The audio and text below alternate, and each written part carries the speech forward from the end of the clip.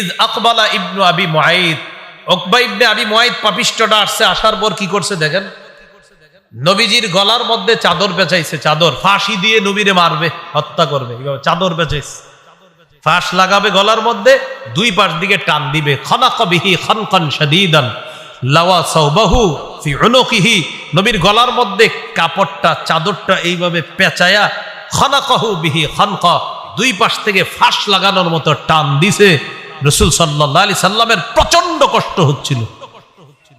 আবু বকর সিদ্দিক রাদিয়াল্লাহু তাআলা দৌড়ে আসছে, আসার পর উকবা ইবনে আবি মুআইতের কাঁধের উপরে হাত দিয়ে একটা ধাক্কা মারছে। ধাক্কা মারার পর বলতেছে, আতাকতুলুনা রাজুলান আন ইয়াকুলা রাব্বিয়াল্লাহ ওয়া ক্বাদ জাআকুম বিল বায়্যিনাতি মির রাব্বিকুম, তোমরা কি একটা মানুষকে এই কারণে হত্যা করবা যেই মানুষ বলে আমার রব হলেন আল্লাহ, এতটুকু কারণে একটা মানুষকে তোমরা হত্যা করবা? এটা কোনো কথা? ওয়া ক্বাদ জাআকুম বিল বায়্যিনাতি মির রাব্বিকুম, তিনি তো তোমাদের কাছে তার নবুয়তের সপক্ষে প্রমাণ নিয়েও এসেছেন, এরপরও কি একটা মানুষকে তোমরা এই কারণে হত্যা করবা যে বলে আমার রব আল্লাহ? তো রাসূল সাল্লাল্লাহু আলাইহি সাল্লামকে এইভাবে কষ্ট দেওয়ার পরেও নবী দাওয়াতের কাজ ছেড়ে দেয় নাই। এই জন্য মুসলমান মনে রাখতে হবে, উলামায়ে কেরামকে মাইরা ধইরা দাওয়াতের কাজ থেকে দূরে রাখা যাবে না। সন্ত্রাসী স্টাইলে আলেমদের উপর হামলা চালায়া আলেমদেরকে দূরে রাখা যাবে না, বরং আলেমরা আগে থেকে আরো অ্যাক্টিভ হবে, কর্মঠ হবে, আরো সতর্ক হবে, যেন এই দাওয়াতের কাজের মধ্যে কোনো ধরনের ষড়যন্ত্র না ঢুকে আর শয়তানি ইবলিসি না ঢুকে। উলামায়ে কেরাম সচেতন। এই জন্য আলেমদেরকে মারার পর আবার বলা একদম ঠিক আছে, কেন আইসো এরকম বলা, এগুলা হলো আবুল আহাব মার্কা স্বভাব। কথা বলা অন্যায়, এগুলা ঠিক না, এগুলা সঠিক না। আল্লাহ আমাদেরকে হেফাজত করেন। তো দাওয়াতের কাজ করতে গিয়ে বাধা আসতে পারে। বাধা আসা মানে এই না যে উলামায়ে কেরাম সেখান থেকে সরে যাবে, উলামায়ে কেরাম বরং আরো সতর্ক হয়ে কাজের গতি আগের চেয়ে আরো বাড়িয়ে দিবে। এই জন্য মনে রাখতে হবে, আলেম ছাড়া, এলেম অর্জন করা ছাড়া দাওয়াতের কাজ যদি আমরা করি, এখানে পথভ্রষ্ট হওয়ার সম্ভাবনা একদম 100-100। সহিহ বুখারীর 100 নম্বর হাদিস, রাসূলুল্লাহ সাল্লাল্লাহু আলাইহি সাল্লাম বলেন, ইন্নাল্লাহা লা ইয়াকবিজুল ইলমা ইনতিজাআন ইয়ানতাজিউহু মিনাল ইবাদ, আল্লাহ তাআলা বান্দাদের অন্তর থেকে ইলম এইভাবে ছিনায় নিবে এমনটা হবে না। ওয়ালাকিন ইয়াকবিজুল ইলমা বিকবজিল উলামা, আলেমদেরকে উঠিয়ে নেওয়ার মাধ্যমে আল্লাহ তাআলা ইলম উঠিয়ে নিবে। আলেম যত চলে যাবে ইলম তত চলে যাবে, আলেমদেরকে উঠিয়ে নেওয়ার মাধ্যমে আল্লাহ ইলম উঠিয়ে নিবে। সাহাবায়ে কেরামকে আল্লাহ নবী বললেন, তাআল্লামুল ইলমা ক্বাবলা আইয়াযহাবা, ইলম চলে যাওয়ার আগে তোমরা ইলম শিক্ষা করে নাও। সাহাবীরা জবাব দিলেন, ফিনা কিতাবুল্লাহ ইয়া রাসূলুল্লাহ, আমাদের মাঝে আল্লাহর কোরআন আছে, কোরআন কি আমাদের জন্য যথেষ্ট না? নবীজি বললেন, আওয়ালাম তাকুনিত তাওরাত ওয়াল ইনজিলু ফি বানি ইসরাঈল ফালাম ইউগনিয়া আনহুম শাইআ, তোমরা যে বললা কোরআন তোমাদের জন্য যথেষ্ট, মানে সাহাবীদেরকে বললেন, শোনো ইলম চলে যাওয়ার আগে ইলম শিখে নাও। সাহাবীরা বললেন, হুজুর কোরআন তো আমাদের কাছে আছে, ইলম কিভাবে যাবে? নবী বললেন, তাওরাত ইনজিলও তো বনি ইসরাইলের কাছে ছিল, কই তাদের তো কাজে হলো না, বনি ইসরাইল পথভ্রষ্ট কেন হলো? তাওরাত ছিল, ইনজিল ছিল, কিতাব ছিল, কিন্তু তারা পথভ্রষ্ট হলো কেন? নবী বলেন, কিতাব ছিল, কিতাবের বাহক ছিল না। ইলম অর্জন করো, ইলম চলে যাওয়ার আগে, মানি খুজুল ইলমা ক্বাবলা আইয়াযহাবা হামালাতুহু, ইলমের বাহকগণ, ইলমের ধারকগণ চলে যাওয়ার আগে ইলম অর্জন করো। তো নবী বললেন, ইলম চলে যাওয়ার আগে মানি ইলমের বাহকগণ চলে যাওয়া। এজন্য কোরআন যথেষ্ট না, কোরআনের বাহক লাগবে, কোরআনের উস্তাদ লাগবে, শিক্ষক লাগবে, অন্যথায় পথভ্রষ্ট না। এটা আসলেই ঠিক, হাদিসে আসছে তো, এটা রেডিমেড ঠিক না, এটা আসলে সত্যি ঠিক। তো রাসূলুল্লাহ সাল্লাল্লাহু আলাইহি সাল্লাম কি বললেন? তোমরা যে বললা আল্লাহর কিতাব আছে, তো তাওরাত ইনজিল তো বনি ইসরাইলের কাছে ছিল, ধ্বংস হলো কেন, পথভ্রষ্ট হলো কেন? এজন্য কিতাব যথেষ্ট না, কিতাবের বাহক লাগবে, উস্তাদ লাগবে। বুঝে আসছেনি কথাটা? তাহলে কোথায় ছিলাম আমরা? নবুয়তের প্রকাশের পরে আবু লাহাবের কয় অবস্থা? 4 অবস্থা। 3 নম্বর অবস্থা চলতেছে। জুল মাজাজ নামক বাজারে গিয়ে নবীজি দাওয়াত দিচ্ছেন, নবীজির কর্মের মাধ্যমে একটা আঘাত করছে, পাথর মারছে, আল্লাহ রসুল দাওয়াতের কাছ থেকে পিছপা হন নাই। 4 নাম্বার, হজের মৌসুমে রসুল সাল্লাল্লাহু আলাইহি সাল্লাম একটা সুযোগ পেলেন যে হাজী সাহেবদের তাবুতে তাবুতে যাব, যাওয়ার পর তাদেরকে আস্তে ধীরে ইসলামের দাওয়াত দিব, চুপে চুপে তাদেরকে বুঝাবো, বুঝানোটা সহজ হবে তাবুতে গিয়ে। রসুল সাল্লাল্লাহু আলাইহি সাল্লাম যখন কোন তাবুতে যায়, আবু লাহাব পিছনে পিছনে যায়। ঘটনা কি? মোহাম্মদ যায় কেন দেখি? পিছনে পিছনে যায়। রাসূলুল্লাহ সাল্লাল্লাহু আলাইহি সাল্লাম তাবুতে ঢুকলেন, ঢুকার পর আবু লাহাবও ঢুকছে। নবীজি তাবুর ভিতরে গিয়ে জাতিকে বোঝানোর চেষ্টা করে, ভাই আমি আপনাদের কাছে আসছি একটু দাওয়াত দিতে, এরকম দাওয়াতের কাজ করতেছে। আবু লাহাব পিছন দিয়ে গিয়ে বলে, ইয়া আইয়ুহান নাস লা তুতিউহু, হে লোক সকল, তোমরা মুহাম্মদের কথা শুনবা না, তাকে অনুসরণ করবা না। ফাইন্নাহু সাবিউন কাজ্জাব, মুহাম্মদ ধর্মত্যাগী, মুহাম্মদ মিথ্যাবাদী, নাউজুবিল্লাহ। তাহলে আবু লাহাব হাজীদের ক্যাম্পে গিয়ে নবীজি হাজীদেরকে দাওয়াত দেয়, আবু লাহাব পিছন দিয়ে গিয়ে বলে মুহাম্মদ ধর্মত্যাগী, মুহাম্মদ মিথ্যাবাদী, নাউজুবিল্লাহ, নাউজুবিল্লাহ, নাউজুবিল্লাহ। আল্লাহ তাআলা আমাদের নবীকে সান্ত্বনা দেয় সূরা আনআমের 34 নম্বর আয়াতের মাধ্যমে, ওয়ালাকাদ কুযযিবাত রুসুলুম মিন ক্বাবলিক ফাসাবারু আলা মা কুযযিবু ওয়া উযু হাত্তা আতাহুম নাসরুনা। নবী আপনি কষ্ট পায়েন না, আপনার আগে যত রাসূল ছিল, যত নবী ছিল, তাদেরকেও কষ্ট দেওয়া হয়েছে, তাদেরকে মিথ্যাবাদী বলা হয়েছে, তাদেরকে কষ্ট দেওয়া হয়েছে। তারা কষ্টে ধৈর্য ধারণ করার কারণে হাত্তা আতাহুম নাসরুনা, তাদের কাছে আমার সাহায্য এসেছে, আপনার কাছেও সাহায্য আসবে। লা মুবাদ্দিলা লিকালিমাতিল্লাহ, আল্লাহর কথা পরিবর্তনকারী কেউ নাই। কষ্টের পরে, ধৈর্যের পরে আমি আল্লাহর সাহায্য আসবে, এটাই হলো চূড়ান্ত কথা, এই কথা পরিবর্তন হবে না। এখন আসেন 4 নাম্বার, এখানে কথার আঘাত। 3 নাম্বারটা ছিল কর্মের আঘাত, পাথর মারস। 4 নাম্বারটা হলো আবু লাহাব গিয়ে বলতেছে মুহাম্মদের কথা শুনবা না, মুহাম্মদ ধর্মত্যাগী, মুহাম্মদ মিথ্যাবাদী। এখানে দিল কথার আঘাত। কিসের আঘাত করলো? কথার আঘাত করলো। উলামায়ে কেরাম যখন দাওয়াতের কাজে যুক্ত হলো, উলামায়ে কেরামকে এখন কথার আঘাত দিয়ে পিষ্ট করা হচ্ছে। এগুলা ফেতরা খায়, এগুলা জাকাত খায়, এগুলা কোরবানির চামড়া খায়া বড় হয়। এই জাতীয় কথা যদি কোনো সাথী ভাইয়েরা বলেন, তাড়াতাড়ি তওবা করেন, না হয় আল্লাহর কসম পথভ্রষ্টতা অবধারিত। তওবা করেন। জাকাত ফেতরা কি সবাই খায়? যারা জাকাত খাওয়ার যোগ্য সেই খাচ্ছে। ফেতরার যোগ্য যে সে খাচ্ছে, না হলে আল্লাহ ফেতরার বিধান কেন দিছে, জাকাতের বিধান কেন দিছে বলেন? তো বলে কি লেখে, এবার কোরবানির চামড়া দিব না।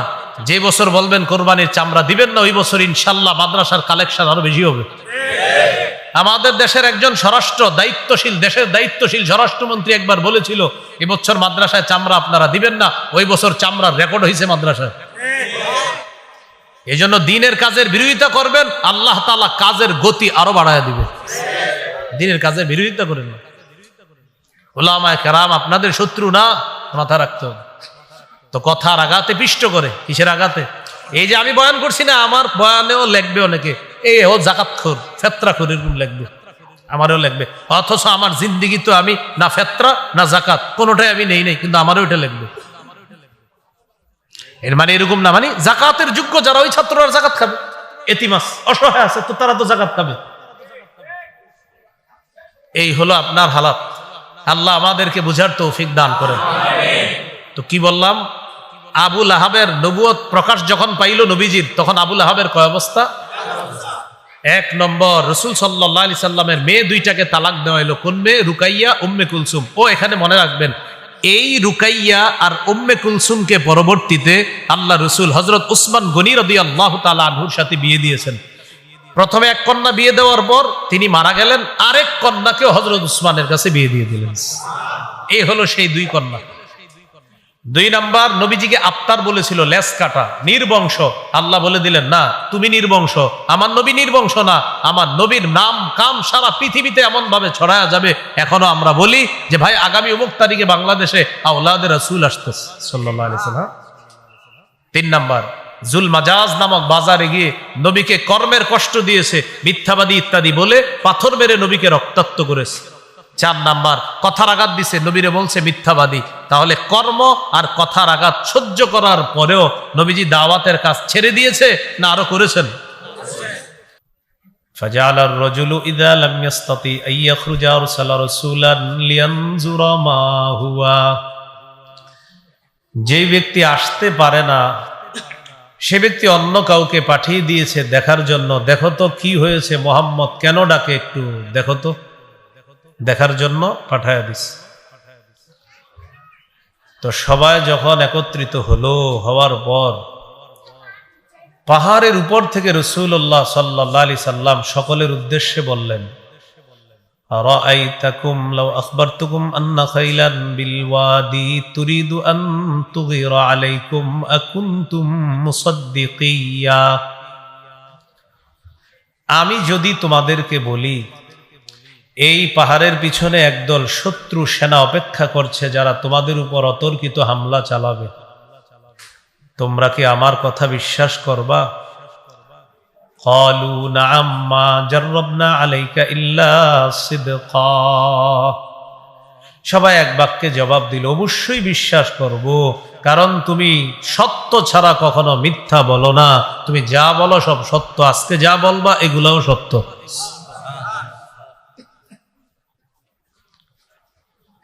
এটা হলো সহিহ বুখারীর 4770 নম্বর হাদিস। বুখারীর 4972 নম্বর হাদিসে আছে,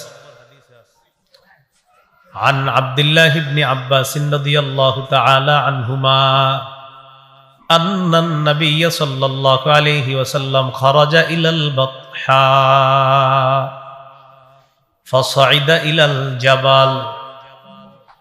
রাসূলুল্লাহ সাল্লাল্লাহু আলাইহি সাল্লাম বাতহা নামক এলাকায় গেলেন।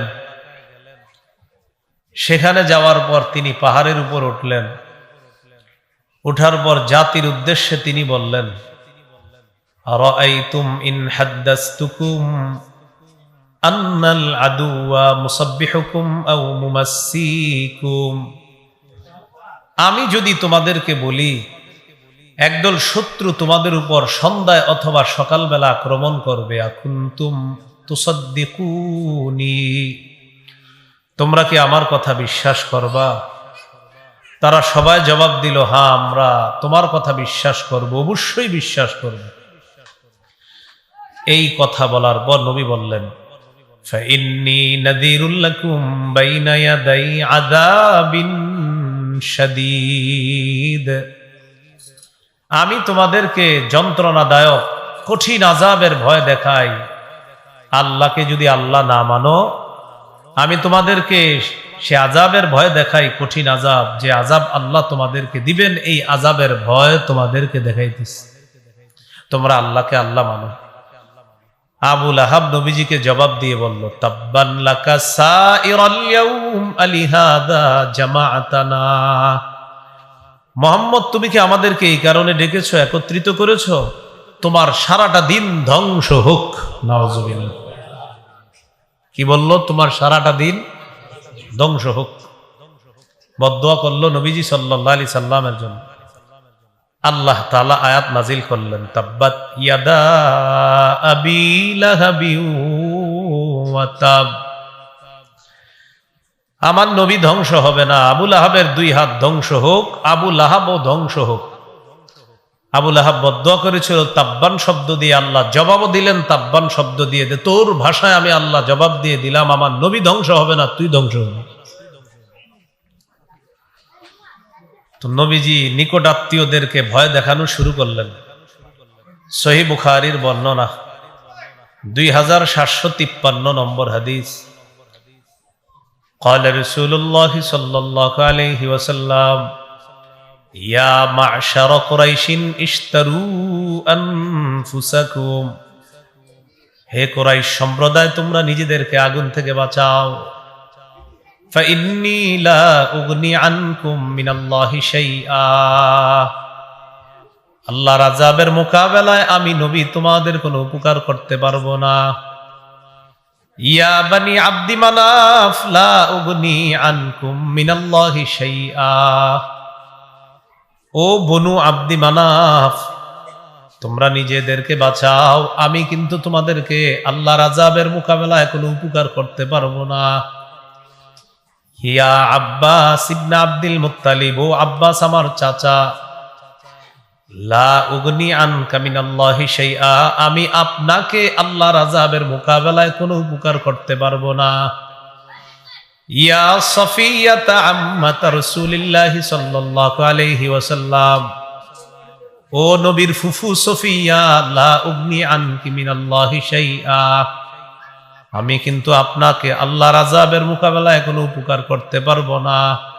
সর্বশেষ কি বলে দেখেন, ইয়া ফাতিমা বিনতা মুহাম্মাদিন সাল্লাল্লাহু আলাইহি ওয়াসাল্লাম, সালিনি মা শি'তি মিন মালি, লা উগনি আনকি মিনাল্লাহি শাইআ, ও আমার মেয়ে ফাতেমা, আমার সম্পদ থেকে তোমার যা মন চায় তুমি আমার কাছ থেকে চেয়ে নাও, কিন্তু মনে রাখবা আল্লাহর আযাবের মোকাবেলায় আমি তোমার কোনো উপকার করতে পারবো না। অন্য বর্ণনায় নবী বলেছেন, চাচা আব্বাসকে বলেছেন, আনকিজ নাফসাকা মিনান নার, চাচা আপনি নিজেকে আগুন থেকে রক্ষা করেন, আমি আপনার কোনো উপকার করতে পারবো না। ফাতেমা রাদিয়াল্লাহু তাআলা আনহাকে বলেছেন, আনকিজি নাফসাকি মিনান নার, ফাতেমা নিজেকে আগুন থেকে বাঁচাও, আমি তোমার কোনো উপকার করতে পারবো না। এই হলো নিকটাত্মীয়দেরকে ভয় দেখানো শুরু করলেন। তো নিকটাত্মীয়দের মধ্যে একজন হলো আবু লাহাব, চাচা। এই চাচা বদদুয়া করলো নবীর জন্য, তোমার পুরাটা দিন ধ্বংস হোক। আল্লাহ আয়াত নাজিল করে দিলেন, আবু লাহাবের 2 হাত ধ্বংস হোক, সে নিজেও ধ্বংস হোক। বলি নাউযুবিল্লাহ। তাব্বাত অর্থ হলো খবা, খসিরা, হালাকা, ধ্বংস হওয়া। তাব্বাত আসছে তাবাব শব্দ থেকে, মাজদার থেকে। তাবাব অর্থ হলো ধ্বংস।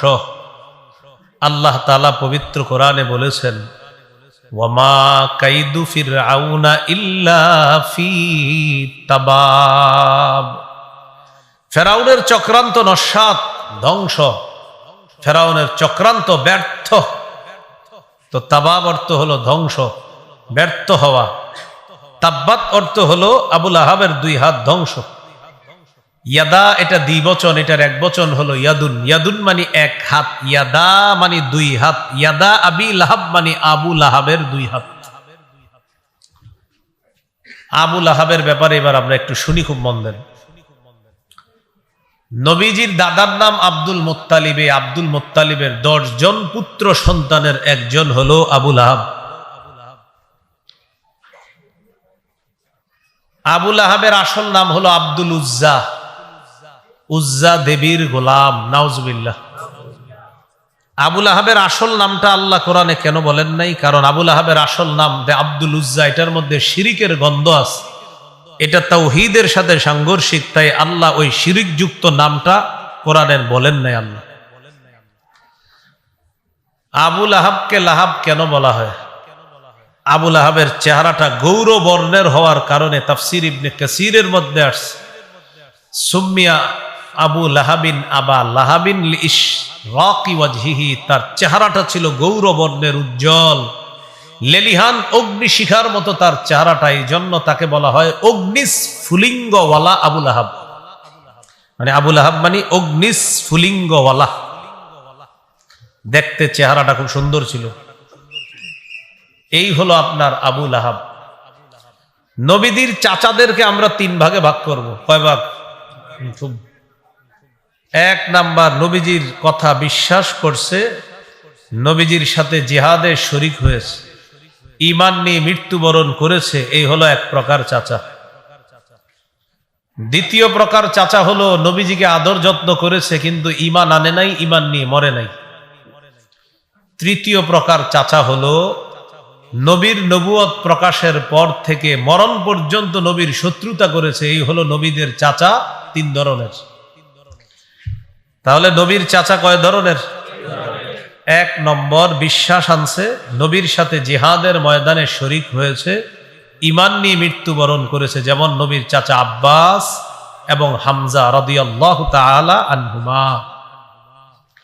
2 নম্বর, নবীজির প্রতি বিশ্বাস স্থাপন করে নাই, তবে নবীজির খুব মায়া মমতা স্নেহ দিয়েছে, আদর যত্ন করেছে, মরণ পর্যন্ত নবীকে আগলে রেখেছে, কিন্তু ঈমান আনে নাই। এরকম একজন চাচা আছে, নাম আবু তালেব। নাম কি? ঈমান নিয়ে মরতে পারেনি। সহিহ বুখারীর বর্ণনা 3884 নম্বর হাদিস। এই হাদিসের মধ্যে আসছে, আন্না আবা তালিবিন লাম্মা হাদরাতুল ওয়াফাত, আবু তালেবের যখন মৃত্যুর সময় ঘনিয়ে এলো, মুমূর্ষ অবস্থায়, দাখালা আলাইহি রাসূলুল্লাহ সাল্লাল্লাহু আলাইহি ওয়াসাল্লাম, নবীজি চাচা আবু তালেবের কাছে আসছে। ওয়া ইনদাহু আবু জাহলিন, দেখে পাশে আবু জাহেল বসা। আবু তালেব মুমূর্ষ অবস্থায়, আবু জাহেল বসা, নবীজি ঢুকার পর চাচাকে বললেন, চাচা একবার বলেন লা ইলাহা ইল্লাল্লাহ কালিমাতান উহাজ্জু লাকা বিহা ইনদাল্লাহ। চাচা একবার লা ইলাহা ইল্লাল্লাহ বলেন, আপনার এই বলাটাকে আমি দলিল হিসাবে আল্লাহর কাছে কিয়ামতের ময়দানে আমি পেশ করব। একবার বলেন। পাশে আবু জাহেল বসা।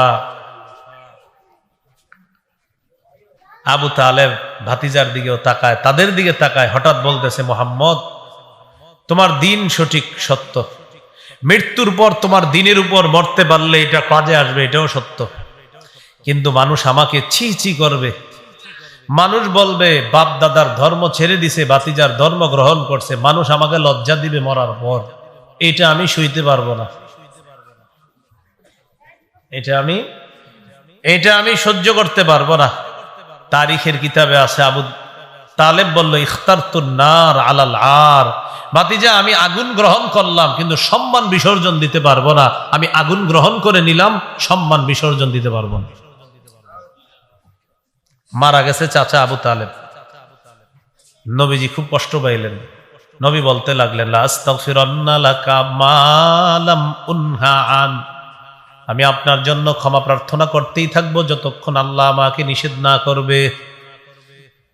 আল্লাহ তাআলা আমাকে নিষেধ না করা পর্যন্ত আমি আপনার জন্য ক্ষমা প্রার্থনা করতে থাকবো।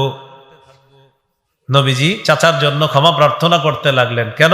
আল্লাহ যদি নিষেধ না করে আমি ক্ষমা চাইবো খালি আপনার জন্য। আল্লাহ তাআলা আয়াত নাজিল করে দিলেন, মা কানা লিন-নাবিয়্যি ওয়াল্লাযীনা আমানু আইয়াস্তাগফিরু লিল মুশরিকিনা ওয়ালাউ কানু উলি কুরবা মিন বা'দি মা তাবায়্যানা লাহুম আন্নাহুম আসহাবুল জাহিম। কোন নবী, কোন ঈমানদারের জন্য উচিত না মুশরিকের জন্য ইস্তেগফার পাঠ করা, নবীর জন্য উচিত না, কোন ঈমানদারের জন্য উচিত না, যদিও সেই মুশরিক নবী বা ঈমানদারের নিকটাত্মীয় হয়। বুঝাইতেছে আবু তালেব, যদিও আপনার নিকটাত্মীয়, আপনি ক্ষমা চাইবেন না, আপনি ক্ষমা প্রার্থনা করতে পারেন না। কেন? মিন বা'দি মা তাবায়্যানা লাহুম আন্নাহুম আসহাবুল জাহিম। যখন এই কথা স্পষ্ট হয়ে গেল যে ওই নিকটাত্মীয় জাহান্নামের অধিবাসী, এই জাহান্নামীদের জন্য আবার কিসের ইস্তেগফার, আল্লাহ আয়াতের মাধ্যমে বুঝিয়ে দিলেন, আপনি আপনার চাচার জন্য ইস্তেগফার পাঠ করতে পারবেন না। এটা গেল এটা। আরেকটা সূরা কসসের আয়াত নাজিল করলেন আল্লাহ। নবীজি খুব মন খারাপ, জিবরিল আমিন এসে বললেন, আল্লাহ আয়াত নাজিল করছে, ইন্নাকা লা তাহদি মান আহবাবতা ওয়ালাকিন্নাল্লাহা ইয়াহদি মান ইয়াশা। নবী, আপনি যাকে ভালোবাসেন তাকে আপনি হেদায়েত দিতে পারবেন না, আল্লাহ যাকে চান তাকে হেদায়েত দিবেন। আপনি আপনার চাচাকে ভালোবাসেন, আপনি চাইলেই হেদায়েত দিতে পারবেন না, আল্লাহ যাকে চান তাকে আল্লাহ হেদায়েত দান করবেন।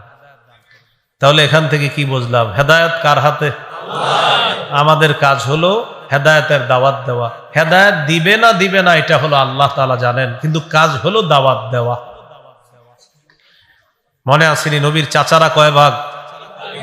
এক, ঈমান আনছে আব্বাস হামজা। 2, ঈমান আনে নাই, সহযোগিতা করছে আবু তালেব। 3, নবুয়ত প্রকাশের পর থেকে মরণ পর্যন্ত শত্রুতা করছে, সহযোগিতাও করে নাই, উল্টা শত্রুতা করছে, রক্তাক্ত করছে আপন ভাতিজাকে আবু লাহাব। কে? আবু লাহাব। এই হলো, মনে থাকবে নি? তাহলে চাচাদের 3 ভাগ, ঈমান আনছে 1 ভাগ, আরেকটা হলো ঈমান আনে নাই, সহযোগিতা করছে, আরেকটা হলো ঈমানও আনে নাই, সহযোগিতা করে নাই, শত্রুতা করছে। তো ঈমান এনেছে আব্বাস হামজা রাদিয়াল্লাহু আনহুমা, ঈমান আনে নাই, সহযোগিতা করেছে আবু তালেব, ঈমানও আনে নাই, সহযোগিতাও করে নাই, শত্রুতা করেছে মরণ পর্যন্ত আবু লাহাব। মনে থাকবেন ইনশাআল্লাহ। এবার আমরা মূল আলোচনায় চলে আসি। আবু লাহাব, তাব্বাত ইয়াদা আবি লাহাব।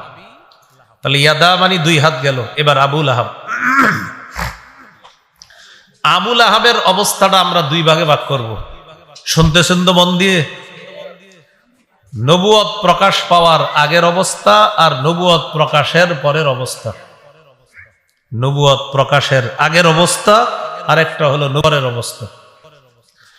নবুয়ত প্রকাশের আগে আবু লাহাবের 3 অবস্থা, নবুয়ত প্রকাশ পাওয়ার পরে আবু লাহাবের 4 অবস্থা। আমাদের নবীজির নবুয়ত প্রকাশের আগে আবু লাহাবের কয় অবস্থা শুনবো আমরা, আর আমাদের নবীজির নবুয়ত প্রকাশ পাওয়ার পরে কয় অবস্থা শুনবো? 4 অবস্থা। বাড়িয়ে দিচ্ছে বারবার আওয়াজ। তো নবুয়ত প্রকাশের আগে 3 অবস্থা কি একটু শুনি মন দিয়ে। 1 নাম্বার, নবীজির জন্মের খুশিতে আবু লাহাবের দাসী সুয়াইবা আবু লাহাবকে গিয়ে সংবাদ দিছে আপনার ভাতিজা হইছে। এই ভাতিজা হওয়ার সুসংবাদে খুশিতে আবু লাহাব তার দাসী সুয়াইবাকে আজাদ করে দিছে। বুখারীর বর্ণনা আছে, 5372 নম্বর হাদিসের শেষে আছে একদম, উরওয়া রাহমাতুল্লাহি আলাইহি বলেন, ওয়া সুয়াইবা আতাকাহা আবু লাহাবিন। সুয়াইবা হলো ওই নারী যেই নারীকে আবু লাহাব আজাদ করে দিয়েছে নবীর জন্মের খুশিতে। এখানে একটা বিষয় ক্লিয়ার করা দরকার। আগে বলেন, নবীর জন্মের খুশিতে সুয়াইবাকে আজাদ করেছে কে? নবীজির জন্ম কি বারে? সোমবারে।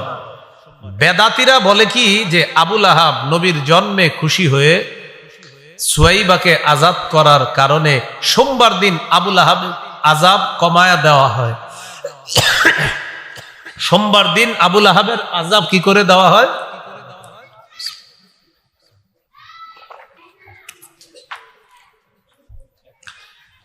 তো বেদাতি যারা আছে তাদের দাবি হলো সোমবার দিন আবু লাহাবের আজাব কমিয়ে দেওয়া হয়। কেন? যে নবীর জন্মের খুশিতে আবু লাহাব সুয়াইবাকে আজাদ করার কারণে নবীজির নাকি আজাব কমিয়ে দেওয়া হয় সোমবার দিন। এটা হলো একটা জাল বর্ণনা। বলেন কি বর্ণনা? আমি কমাইতে বলি বারবার, আপনারা বাড়াইতে না। শুরুতে আওয়াজটা যেমন ছিল মন রাখতেন, ইচ্ছা করে খালি বারবার প্রত্যেকটা মাহফিলে একই কাজ বারবার বলতেছে, আওয়াজ বাড়ায় না, শুধু আওয়াজ বাড়ায়। সুয়াইবাকে আজাদ করে দিছে কেন? নবীর জন্মের সুসংবাদ দিছে। সুসংবাদ দেওয়ার কারণে সুয়াইবাকে আজাদ করে দিয়েছে। তো বেদাতীরা বলে কি, নবীর জন্মের খুশিতে আবু লাহাব তার দাসীকে আজাদ করে দেওয়ার কারণে সোমবার দিন নাকি আবু লাহাবের আজাব কম হয়। এটা একটা জাল বর্ণনা। বলেন কি বর্ণনা? জাল বর্ণনা। তাহলে 1 নাম্বার, আবু লাহাব তার দাসীকে আজাদ করে দিয়েছেন, নবুয়তের প্রকাশের আগের ঘটনা। 2, নবীজির সবচেয়ে নিকটতম একজন আত্মীয় ছিল আবু লাহাব, আর আবু লাহাবও তার ভাতিজারে খুব ভালোবাসত। শুধু ভালোবাসতো না, জায়গায় জায়গায় গিয়ে বলতো আমার ভাতিজা হইছে, আমার ভাই আব্দুল্লাহর ছেলে হইছে, তার বংশ রক্ষা হয়েছে, এগুলা গর্বের সাথে আবু লাহাব বলতো।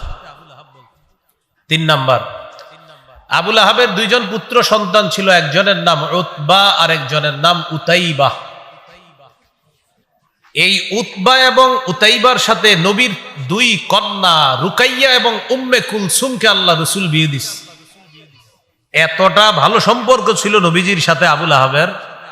আবুল আহাবের দুই সন্তান, একজনের নাম উতবা আর একজনের নাম উতাইবা। এই উতবা আর উতাইবার সাথে নবীর দুই কন্যা রুকাইয়া এবং উম্মে কুলসুমকে আল্লাহ রসুল বিয়ে দিস। তাহলে সম্পর্ক খারাপ না অনেক গাঢ়? নবুয়ত প্রকাশের পরে না আগে? এই হলো নবুয়ত প্রকাশের আগে আবুল আহাবের নবীর সাথে তিন অবস্থা: এক, খুশিতে দাসী আজাদ করে দিছে; দুই, নবীর সাথে বেশি আন্তরিকতা রাখতো, শুধু তাই না, ভাতিজা বলে বলে পরিচয় দিয়ে সবার কাছে গিয়ে বলে বেড়াইতো আমার ভাই আব্দুল্লাহর বংশ রক্ষা হয়েছে, আমার ভাতিজা মোহাম্মদ, এরকম বলে বলে বেড়াইতো গর্বের সাথে। তিন, আবুল আহাবের দুই পুত্র এই উতবা আর উতাইবা, তার এই দুই পুত্রকে বিয়ে করাইছে নবীর দুই কন্যা রুকাইয়া এবং উম্মে কুলসুম। এবার নবুয়ত প্রকাশ পাইছে। প্রকাশ পাওয়ার পর চার অবস্থা। এক নম্বর, যখন নবুয়ত প্রকাশ পাইছে আবুল আহাব তো বদদুয়া করলো, মোহাম্মদ তুমি ধ্বংস হও, নাউজুবিল্লাহ। আবুল আহাব কি করলো? রাগে নবীজির যে দুই কন্যা, আবুল আহাবের দুই সন্তানের স্ত্রী, এই কন্যা দুইজনকে বাধ্য করে তালাক দেওয়াইছে যে আমার ছেলেদের অধীনে মোহাম্মদ সাল্লাল্লাহু আলাইহি সাল্লাম, মোহাম্মদ সাল্লাল্লাহু আলাইহি সাল্লাম, তার কন্যা দুইজন থাকতে পারে না। বাধ্য করলো যে এই দুই কন্যাকে তালাক দাও। এই হলো এক নাম্বার আঘাত। নবী খুব আঘাত পাইছে। কেন? তুমি কেন নবুয়ত দাবি করছো? তুমি কেন লাত উজ্জাত মানাত এগুলার বিরোধিতা করো? তাই মোহাম্মদের কন্যা আমার ঘরের পুত্রবধূ হয়ে থাকতে পারবে না, তালাক দিস। দুই নাম্বার, আমাদের নবীর দ্বিতীয় পুত্র সন্তানের নাম আব্দুল্লাহ। এই আব্দুল্লাহর উপাধি হলো তাহের বা তয়্যিব। আব্দুল্লাহ রাদিয়াল্লাহু তাআলা আনহু যখন ইন্তেকাল করলেন, আবুল আহাব বলা বলি করলো মোহাম্মদ আবতার, মোহাম্মদ নির্বংশ, মোহাম্মদ লেস কাটা, নাউজুবিল্লাহ। কে বললো এটা? হ্যাঁ, আবুল আহাব। আল্লাহ তাআলা তখন আয়াত নাজিল করে দিলেন, ইন্না শানি আকা হুয়াল আবতার। আপনাকে যে নির্বংশ বলে সেই নির্বংশ, ওর নির্বংশ, ওর বংশের কোনো খোঁজও থাকবে না দুনিয়াতে। তো আপনার বংশ সারা পৃথিবীতে কিয়ামত পর্যন্ত আল্লাহ তাআলা এই বংশের মান মর্যাদা রক্ষা করছে। এখনো আমরা বলি আমাদের বাংলাদেশে আওলাদে রাসূল আসছে। কি বলি আমরা? আওলাদে রাসূল সাল্লাল্লাহু আলাইহি সাল্লাম। আমরা হুমড়ি খেয়ে পড়ি দেখার জন্য যে নবীর বংশ না জানি দেখতে কেমন। কি এখন এই বংশ দেখি না আমরা? আবুল আহাবের বংশ কারো জানা আছে? তো আল্লাহ বললেন ইন্না শানি আকা হুয়াল আবতার। এগুলো দ্বিতীয় ঘটনা। কখন? নবুয়ত প্রকাশের পরে। তিন নাম্বার ঘটনা, আরবের একটা বাজার আছে, বাজারের নাম জুল মাজাজ। বাজারের নাম কি? জুল মাজাজ। এই বাজারে রাসূল সাল্লাল্লাহু আলাইহি সাল্লাম গেলেন দাওয়াত দিতে। জনগণকে লক্ষ্য করে বললেন, ইয়া আইয়ুহান নাস কুলু লা ইলাহা ইল্লাল্লাহ তুফলিহু। হে লোক সকল, তোমরা বলো লা ইলাহা ইল্লাল্লাহ, তোমরা সফলকাম হয়ে যাবা। এটা নবীজি দাওয়াত দিলেন। আবুল আহাব পাথর নিয়ে গেছে, পিছন দিয়ে গিয়ে বলতেছে সে মিথ্যাবাদী। এটা বলে নবীরে পাথর মারলো। নবীর পা থেকে রক্ত ঝরা শুরু হলো। পা থেকে রাসূলুল্লাহ সাল্লাল্লাহু আলাইহি সাল্লামের পা থেকে রক্ত ঝরছে। এখান থেকে একটা শিক্ষা, দাওয়াতের কাজ করতে গেলে কর্মের আঘাত আমার আপনার উপরে আসতে পারে। কেউ কর্মের আঘাত এরকম কর্ম দিয়ে আঘাত করতে পারে, যেমন পাথর মেরে নবীজিকে আঘাত করছে। সহিহ বুখারীর বর্ণনা 240 নম্বর হাদিস। রাসূলুল্লাহ সাল্লাল্লাহু আলাইহি সাল্লাম কাবা চত্বরে নামাজ পড়তেছে। বাইনামা রাসূলুল্লাহ সাল্লাল্লাহু আলাইহি ওয়াসাল্লাম ইউসাল্লি বিফিনাইল কাবা। নবীজি একবার কাবা চত্বরে নামাজ আদায় করতেছে। পাশে কাফেররা বৈশা কথাবার্তা বলতেছে। এক কাফের বলল হঠাৎ, আইয়ুকুম ইয়াজিউ বিসালা জাজুরি আলি ফুলান। কে পারবা অমুক এলাকায় যাবা, যাওয়ার পর ওঠের নারী বুড়ি পায়খানা গোবর আনবা, আনার পর ফায়াদউহু আলা যহরি মুহাম্মাদিন ইদা সাজাদা, মুহাম্মদ যখন সিজদায় যাবে ওঠের নারী বুড়ি পায়খানা মুহাম্মদের পিঠের উপর কে রেখে দিতে পারবা? নাউজুবিল্লাহ। উকবা ইবনে আবি মুআইত নামে এক পাপিষ্ঠ দাঁড়াইছে, সে ওই এলাকায় গেছে, যাওয়ার পর ওঠের নারী বুড়ি পায়খানা গোবর ইত্যাদি আনছে, আনার পর রাসূলুল্লাহ সাল্লাল্লাহু আলাইহি সাল্লাম সিজদার যাওয়ায় অপেক্ষা আছে।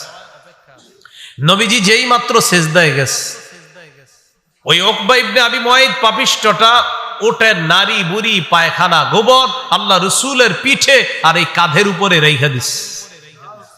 সিজদা থেকে মাথা উঠাইতে পারতেছে না, কষ্ট হইতেছে। ফাতেমা রাদিয়াল্লাহু তাআলা আনহা আসছে। আব্দুল্লাহ ইবনে মাসউদ রাদিয়াল্লাহু তাআলা আনহু বলেন, লাউ কানা লি মানআ, আমার যদি বাধা দেওয়ার ক্ষমতা থাকতো আমি বাধা দিতাম, তো কাফেরদের কারণে কিছুই করার ছিল না। ফাতেমা আসছে, আসার পর নবীর শরীরের উপর থেকে ওঠে নারী বুড়ি পায়খানা গোবর ইত্যাদি এগুলা সরাইছে। আল্লাহ রাসূল সাল্লাল্লাহু আলাইহি সাল্লাম এই আঘাত সহ্য করার পরেও নবীজি দাওয়াতের কাজের গতি আগের থেকে আরো বাড়ায় দিচ্ছে। এখান থেকে বোঝা যায় দাওয়াতের কাজে বাধা আসবে, সেটা কর্মগত বাধা আসতে পারে, কিন্তু দাওয়াতের কাজ বন্ধ করা যাবে না।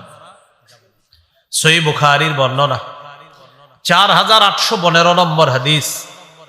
এই হাদিসের মধ্যে আছে রাসূলুল্লাহ সাল্লাল্লাহু আলাইহি সাল্লাম একদিন কাবা চত্বরে দাঁড়ায় আছে। ইজ আকবালা ইবনু আবি মুআইত, উকবা ইবনে আবি মুআইত পাপিষ্ঠটা আসছে, আসার পর কি করছে দেখেন, নবীজির গলার মধ্যে চাদর পেঁচাইছে, চাদর ফাঁসি দিয়ে নবীরে মারবে, হত্যা করবে, এইভাবে চাদর পেঁচাইছে, ফাঁস লাগাবে গলার মধ্যে, দুই পাশ দিকে টান দিবে। খানাকা বিহি খানকান শাদীদান লাওয়া সাওবাহু ফি উনুকিহি, নবীর গলার মধ্যে কাপড়টা চাদরটা এইভাবে পেঁচায়া খানাকাহু বিহি খানকা, দুই পাশ থেকে ফাঁস লাগানোর মতো টান দিছে। রাসূল সাল্লাল্লাহু আলাইহি সাল্লামের প্রচন্ড কষ্ট হচ্ছিল। আবু বকর সিদ্দিক রাদিয়াল্লাহু তাআলা দৌড়ে আসছে, আসার পর উকবা ইবনে আবি মুআইতের কাঁধের উপরে হাত দিয়ে একটা ধাক্কা মারছে। ধাক্কা মারার পর বলতেছে, আতাকতুলুনা রাজুলান আইয়াকুলা রাব্বিয়াল্লাহ ওয়া ক্বাদ জাআকুম বিল বায়িনাতি মির রাব্বিকুম, তোমরা কি একটা মানুষকে এই কারণে হত্যা করবা যেই মানুষ বলে আমার রব হলেন আল্লাহ, এতটুকু কারণে একটা মানুষকে তোমরা হত্যা করবা? এটা কোনো কথা? ওয়া ক্বাদ জাআকুম বিল বায়িনাতি মির রাব্বিকুম, তিনি তো তোমাদের কাছে তার নবুয়তের সপক্ষে প্রমাণ নিয়ে এসেছেন, এরপরও কি একটা মানুষকে তোমরা এই কারণে হত্যা করবা যে বলে আমার রব আল্লাহ? তো রাসূল সাল্লাল্লাহু আলাইহি সাল্লামকে এইভাবে কষ্ট দেওয়ার পরেও নবী দাওয়াতের কাজ ছেড়ে দেয় নাই। এই জন্য মুসলমান মনে রাখতে হবে, উলামায়ে কেরামকে মাইরা ধইরা দাওয়াতের কাজ থেকে দূরে রাখা যাবে না। সন্ত্রাসী স্টাইলে আলেমদের উপর হামলা চালায়া আলেমদেরকে দূরে রাখা যাবে না, বরং আলেমরা আগে থেকে আরো অ্যাক্টিভ হবে, কর্মঠ হবে, আরো সতর্ক হবে, যেন এই দাওয়াতের কাজের মধ্যে কোনো ধরনের ষড়যন্ত্র না ঢুকে আর শয়তানি ইবলিসি না ঢুকে। উলামায়ে কেরাম সচেতন। এই জন্য আলেমদেরকে মারার পর আবার বলা একদম ঠিক আছে, কেন আইসো এরকম বলা, এগুলা হলো আবুল আহাব মার্কা স্বভাব। কথা বলা অন্যায়, এগুলা ঠিক না, এগুলা সঠিক না। আল্লাহ আমাদেরকে হেফাজত করেন। তো দাওয়াতের কাজ করতে গিয়ে বাধা আসতে পারে। বাধা আসা মানে এই না যে উলামায়ে কেরাম সেখান থেকে সরে যাবে, উলামায়ে কেরাম বরং আরো সতর্ক হয়ে কাজের গতি আগের চেয়ে আরো বাড়িয়ে দিবে। এই জন্য মনে রাখতে হবে, আলেম ছাড়া, এলেম অর্জন করা ছাড়া দাওয়াতের কাজ যদি আমরা করি, এখানে পথভ্রষ্ট হওয়ার সম্ভাবনা একদম 100-100। সহিহ বুখারীর 100 নম্বর হাদিস, রাসূলুল্লাহ সাল্লাল্লাহু আলাইহি সাল্লাম বলেন, ইন্নাল্লাহা লা ইয়াকবিজুল ইলমা ইনতিজাআন ইয়ানতাজিউহু মিনাল ইবাদ, আল্লাহ তাআলা বান্দাদের অন্তর থেকে ইলম এইভাবে ছিনায় নিবে এমনটা হবে না। ওয়ালাকিন ইয়াকবিজুল ইলমা বিকবজিল উলামা, আলেমদেরকে উঠিয়ে নেওয়ার মাধ্যমে আল্লাহ তাআলা এলেম উঠিয়ে নিবে। আলেম যত চলে যাবে এলেম তত চলে যাবে। আলেমদেরকে উঠিয়ে নেওয়ার মাধ্যমে আল্লাহ এলেম উঠিয়ে নিবে। সাহাবায়ে কেরামকে আল্লাহ নবী বললেন, তাআল্লামুল ইলমা ক্বাবলা আইয়াযহাবা, এলেম চলে যাওয়ার আগে তোমরা এলেম শিক্ষা করে নাও। সাহাবীরা জবাব দিলেন, ফিনা কিতাবুল্লাহ ইয়া রাসূলুল্লাহ, আমাদের মাঝে আল্লাহর কোরআন আছে, কোরআন কি আমাদের জন্য যথেষ্ট না? নবীজি বললেন, আওয়ালাম তাকুনিত তাওরাত ওয়াল ইনজিলু ফি বানি ইসরাঈল ফালাম ইউগনিয়া আনহুম শাইআ। তোমরা যে বললা কোরআন তোমাদের জন্য যথেষ্ট, মানে সাহাবীদেরকে বললেন, শোনো এলেম চলে যাওয়ার আগে এলেম শিখে নাও। সাহাবীরা বললেন, হুজুর কোরআন তো আমাদের কাছে আছে, এলেম কিভাবে যাবে? নবী বললেন, তাওরাত ইনজিলও তো বনি ইসরাইলের কাছে ছিল, কই তাদের তো কাজে হলো না, বনি ইসরাইল পথভ্রষ্ট কেন হলো? তাওরাত ছিল, ইনজিল ছিল, কিতাব ছিল, কিন্তু তারা পথভ্রষ্ট হলো কেন? নবী বলেন, কিতাব ছিল, কিতাবের বাহক ছিল না। এলেম অর্জন করো, এলেম চলে যাওয়ার আগে, মানি খুজুল ইলমা ক্বাবলা আইয়াযহাবা হামালাতুহু, এলেমের বাহকগণ, এলেমের ধারকগণ চলে যাওয়ার আগে এলেম অর্জন করো। তো নবী বললেন, এলেম চলে যাওয়ার আগে মানি এলেমের বাহকগণ চলে যাওয়া। এজন্য কোরআন যথেষ্ট না, কোরআনের বাহক লাগবে, কোরআনের উস্তাদ লাগবে, শিক্ষক লাগবে, অন্যথায় পথভ্রষ্ট। না, এটা আসলেই ঠিক, হাদিসে আসছে তো, এটা রেডিমেড ঠিক না, এটা আসলে সত্যি ঠিক। তো রাসূলুল্লাহ সাল্লাল্লাহু আলাইহি সাল্লাম কি বললেন? তোমরা যে বললা আল্লাহর কিতাব আছে, তো তাওরাত ইনজিল তো বনি ইসরাইলের কাছে ছিল, ধ্বংস হলো কেন, পথভ্রষ্ট হলো কেন? এজন্য কিতাব যথেষ্ট না, কিতাবের বাহক লাগবে, উস্তাদ লাগবে। বুঝে আসছেনি কথাটা? তাহলে কোথায় ছিলাম আমরা? নবুয়তের প্রকাশের পরে আবু লাহাবের কয় অবস্থা? 4 অবস্থা। 3 নম্বর অবস্থা চলতেছে। জুল মাজাজ নামক বাজারে গিয়ে নবীজি দাওয়াত দিছেন, নবীজির কর্মের মাধ্যমে একটা আঘাত করছে, পাথর মারছে, আল্লাহ রাসূল দাওয়াতের কাছ থেকে পিছপা হন নাই। 4 নাম্বার, হজের মৌসুমে রাসূল সাল্লাল্লাহু আলাইহি সাল্লাম একটা সুযোগ পেলেন যে হাজী সাহেবদের তাবুতে তাবুতে যাব, যাওয়ার পর তাদেরকে আস্তে ধীরে ইসলামের দাওয়াত দিব, চুপে চুপে তাদেরকে বুঝাবো, বুঝানোটা সহজ হবে তাবুতে গিয়ে। রাসূল সাল্লাল্লাহু আলাইহি সাল্লাম যখন কোন তাবুতে যায়, আবু লাহাব পিছনে পিছনে যায়। ঘটনা কি? মোহাম্মদ যায় কেন দেখি, পিছনে পিছনে যায়। রাসূলুল্লাহ সাল্লাল্লাহু আলাইহি সাল্লাম তাবুতে ঢুকলেন, ঢুকার পর আবু লাহাব ঢুকছে। নবীজি তাবুর ভিতরে গিয়ে জাতিকে বোঝানোর চেষ্টা করে, ভাই আমি আপনাদের কাছে আসছি একটু দাওয়াত দিতে, এরকম দাওয়াতের কাজ করতেছে। আবু লাহাব পিছন দিয়ে গিয়ে বলে, ইয়া আইয়ুহান নাস লা তুতিউহু, হে লোক সকল, তোমরা মুহাম্মদের কথা শুনবা না, তাকে অনুসরণ করবা না। ফাইন্নাহু সাবিউন কাজ্জাব, মুহাম্মদ ধর্মত্যাগী, মুহাম্মদ মিথ্যাবাদী, নাউজুবিল্লাহ। তাহলে আবু লাহাব হাজীদের ক্যাম্পে গিয়ে নবীজি হাজীদেরকে দাওয়াত দেয়, আবু লাহাব পিছন দিয়ে গিয়ে বলে, মুহাম্মদ ধর্মত্যাগী, মুহাম্মদ মিথ্যাবাদী, নাউজুবিল্লাহ, নাউজুবিল্লাহ, নাউজুবিল্লাহ। আল্লাহ তাআলা আমাদের নবীকে সান্ত্বনা দেয় সূরা আনআমের 34 নম্বর আয়াতের মাধ্যমে, ওয়ালাকাদ কুযযিবাত রুসুলুম মিন ক্বাবলিক ফাসাবারু আলা মা কুযযিবু ওয়া উযু হাত্তা আতাহুম নাসরুনা। নবী আপনি কষ্ট পায়েন না, আপনার আগে যত রাসূল ছিল, যত নবী ছিল, তাদেরকেও কষ্ট দেওয়া হয়েছে, তাদেরকে মিথ্যাবাদী বলা হয়েছে, তাদেরকে কষ্ট দেওয়া হয়েছে। তারা কষ্টে ধৈর্য ধারণ করার কারণে হাত্তা আতাহুম নাসরুনা, তাদের কাছে আমার সাহায্য এসেছে, আপনার কাছেও সাহায্য আসবে। লা মুবাদ্দিলা লিকালিমাতিল্লাহ, আল্লাহর কথা পরিবর্তনকারী কেউ নাই।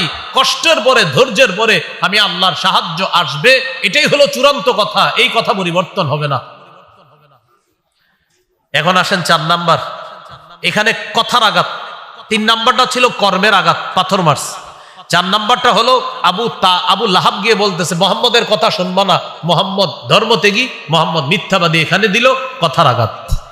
কিসের আঘাত করলো? কথার আঘাত করলো। উলামায়ে কেরাম যখন দাওয়াতের কাজে যুক্ত হলো, উলামায়ে কেরামকে এখন কথার আঘাত দিয়ে পিষ্ট করা হচ্ছে। এগুলা ফেতরা খায়, এগুলা জাকাত খায়, এগুলা কোরবানির চামড়া খায় বড় হয়। এই জাতীয় কথা যদি কোনো সাথী ভাইয়েরা বলেন, তাড়াতাড়ি তওবা করেন, না হয় আল্লাহর কসম পথভ্রষ্টতা অবধারিত। তওবা করেন। জাকাত ফেতরা কি সবাই খায়? যারা জাকাত খাওয়ার যোগ্য সেই খাচ্ছে। ফেতরার যোগ্য যে সে খাচ্ছে, না হলে আল্লাহ ফেতরার বিধান কেন দিছে, জাকাতের বিধান কেন দিছে বলেন? তো বলে কি লেখে, এবার কোরবানির চামড়া দিব না। যে বছর বলবেন কোরবানির চামড়া দিবেন না, ওই বছর ইনশাল্লাহ মাদ্রাসার কালেকশন আরো বেশি হবে। আমাদের দেশের একজন দেশের দায়িত্বশীল স্বরাষ্ট্রমন্ত্রী একবার বলেছিল, এবছর মাদ্রাসায় চামড়া আপনারা দিবেন না, ওই বছর চামড়ার রেকর্ড হয়েছে মাদ্রাসায়। এই জন্য দিনের কাজের বিরোধিতা করবেন, আল্লাহ তাআলা কাজের গতি আরো বাড়ায় দিবে। দিনের কাজের বিরোধিতা করেন না। উলামায়ে কেরাম আপনাদের শত্রু না, মাথা রাখতে হবে। তো কথার আঘাতে পিষ্ট করে, কিসের আঘাতে? এই যে আমি বয়ান করছি না, আমার বয়ানেও লিখবে অনেকে, এই ও জাকাতখোর, ফেতরাখোর, এরকম লিখবে, আমারও লিখবে। অথচ আমার জিন্দিগি তো আমি না ফেতরা না জাকাত কোনোটাই আমি নেই, কিন্তু আমারও এটা লিখবে। এর মানে এরকম না, মানে জাকাতের যোগ্য যারা, ওই ছাত্ররা জাকাত খাবে। এতিমাস অসহায় আছে, তো তারা তো জাকাত খাবে। এই হলো আপনার হালাত। আল্লাহ আমাদেরকে বুঝার তৌফিক দান করেন। তো কি বললাম, আবু লাহাবের নবুয়ত প্রকাশ যখন পাইল নবীজির, তখন আবু লাহাবের কয় অবস্থা? 1 নম্বর, রাসূল সাল্লাল্লাহু আলাইহি সাল্লামের মেয়ে দুইটাকে তালাক দেওয়া হলো। কোন মেয়ে? রুকাইয়া, উম্মে কুলসুম। ও এখানে মনে রাখবেন, এই রুকাইয়া আর উম্মে কুলসুমকে পরবর্তীতে আল্লাহ রসুল হযরত উসমান গনি রাদিয়াল্লাহু তাআলা আনহুর সাথে বিয়ে দিয়েছেন। প্রথমে এক কন্যা বিয়ে দেওয়ার পর তিনি মারা গেলেন, আরেক কন্যাকেও হযরত উসমানের কাছে বিয়ে দিয়ে দিলেন। এই হলো সেই 2 কন্যা। 2 নাম্বার, নবীজিকে আফতার বলেছিল, লেস কাটা, নির্বংশ। আল্লাহ বলে দিলেন, না, তুমি নির্বংশ, আমার নবী নির্বংশ না, আমার নবীর নাম কাম সারা পৃথিবীতে এমন ভাবে ছড়ায়া যাবে। এখনো আমরা বলি যে ভাই আগামী অমুক তারিখে বাংলাদেশে আওলাদে রাসূল আসতেছে সাল্লাল্লাহু আলাইহি ওয়াসাল্লাম। 3 নাম্বার, জুল মাজাজ নামক বাজারে গিয়ে নবীকে কর্মের কষ্ট দিয়েছে, মিথ্যাবাদী ইত্যাদি বলে পাথর মেরে নবীকে রক্তাক্ত করেছে। 4 নাম্বার, কথার আঘাত দিছে, নবীরে বলছে মিথ্যাবাদী। তাহলে কর্ম আর কথার আঘাত সহ্য করার পরেও নবীজি দাওয়াতের কাজ ছেড়ে দিয়েছে না আরো করেছেন? এখান থেকে মনে রাখতে হবে, দাওয়াতের কাজ আমরা যারা করব, আইয়াকুনা সাবিতান, অবিচল ভাবে করতে হবে। সূরা আনকাবুতের 14 নম্বর আয়াতে আল্লাহ বলেন, ওয়ালাকাদ আরসালনা নূহান ইলা কওমিহি ফালাবিথা ফীহিম আলফা সানাহ ইল্লা 50 আমা। আমি নূহ নবীকে তার জাতির মাঝে প্রেরণ করেছি, তিনি তাদের মাঝে 950 বছর দাওয়াত দিয়েছেন। 50 বছর কম 1000 বছর অবস্থান করেছেন। তাদেরকে 950 বছর দাওয়াত দেওয়ার ফলে কি হয়েছে? অন্য আয়াতে আল্লাহ বলেন, নূহ নবীর কথাটা আল্লাহ বলে দিয়েছেন, রব্বি ইন্নী দাউতু কওমি লাইলাও ওয়া নাহারা। হে আমার রব, আমি আমার জাতিকে দিনে দাওয়াত দিয়েছি, রাতে দাওয়াত দিয়েছি। ফালাম ইয়াজিদহুম দুআই ইল্লা ফিরারা। তারা আমার দাওয়াতে বেশিরভাগ শুধু পলায়ন করেছে, বারবার পলায়ন করেছে। এখান থেকে জানলাম দাওয়াত দিতেই থাকতে হবে, হেদায়েতের কথা বলতেই থাকতে হবে। মানুষ গ্রহণ করুক আর না করুক, অবিচল ভাবে আপনার কাজ করতে হবে। 950 বছর দাওয়াত দিলেন, দাওয়াত দেয় জাতি কি করে? অন্য আয়াতে আল্লাহ বলেন, আল্লাহ যখনই তাদেরকে দাওয়াত দিয়েছি, জালু আসাবিআহুম ফি আযানিহিম, তারা তাদের আঙ্গুলগুলা কানের মধ্যে প্রবেশ করিয়েছে। এইভাবে জালু আসাবিআহুম ফি আযানিহিম, তাদের কর্ণে তাদের আঙ্গুল স্থাপন করেছে দাওয়াতের কথা না শোনার জন্য। তাহলে কি শিখলাম? অবিচল ভাবে দাওয়াতের কাজ করতে হবে। জাতি যদি এটা গ্রহণ করুক বা না করুক এতে কিছু না, কিন্তু আপনি জাতিকে দাওয়াত দিতে হবে। আল্লাহ কথাগুলা বুঝে শুনে আমল করার তৌফিক দান করেন। এই হলো তাব্বাত ইয়াদা আবি লাহাবি ওয়া তাব। আল্লাহ 2 বার বলছে ধ্বংস, তাব্বাত, পরে আবার বলছে অতাব্বা। আসেন একটু বুঝেন। 2 হাত ধ্বংস হোক দ্বারা কি উদ্দেশ্য? 2 হাত ধ্বংস হোক দ্বারা আরবরা সাধারণত অংশ দিয়ে, বলেন অংশ দিয়ে পূর্ণকে উদ্দেশ্য নেয়। আবার বলেন অংশ বলে পূর্ণকে উদ্দেশ্য নেয়। হাত বলে ব্যক্তি উদ্দেশ্য। মানে আল্লাহ বলছে 2 হাত ধ্বংস, কিন্তু এখানে উদ্দেশ্য ব্যক্তি। তো আরবদের একটা রীতি হলো তারা অংশ বলে পূর্ণ মানুষটাকে উদ্দেশ্য নেয়। এই জন্য তাদের ওই পরিভাষা অনুযায়ী আল্লাহ বললেন তাব্বাত ইয়াদা আবি লাহাব, আবু লাহাবের 2 হাত ধ্বংস হোক। উদ্দেশ্য এখানে যদিও আল্লাহ অংশ বলছে, হাত বলছে, উদ্দেশ্য পুরা ব্যক্তিটা, মানুষটা উদ্দেশ্য। তাহলে তাব্বাত এক ধ্বংস, সাথে আল্লাহ বলছে তাব্বা ধ্বংস, ডাবল ধ্বংস। আমার নবীর জন্য বদদোয়া করছে এক ধ্বংস, আল্লাহ বদদোয়ার জবাব দিছে তুই ডাবল ধ্বংস। নবীজিরে বলছে তাব্বা লাকা, তোমার জন্য ধ্বংস মোহাম্মদ। আল্লাহ অবিকল ভাষায় জবাব দিয়েছে না না, আমার নবীর পুরাটা দিন ধ্বংস হবে না, তুমি আবুল আহাব ধ্বংস হবা, অতাব্বা তুমি আবার ধ্বংস, তুমি ডাবল ধ্বংস। এই গেল প্রথম আয়াত। চলেন দ্বিতীয় আয়াতে যাই। মা আগনা আনহু মালুহু ওয়া মা কাসাব। খুব মন দিয়ে শুনেন এটা। আবুল আহাবের সম্পদ এবং সন্তান তার কোনো কাজে আসে নাই। আবুল আহাবের সম্পদ এবং সন্তান তার কোনো কাজে আসে নাই।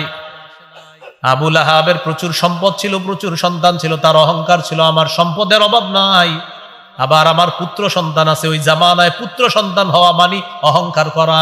পুত্র হইতো আর বুঝাইতো আমার ছেলে আছে, আমার বংশ রক্ষা হবে।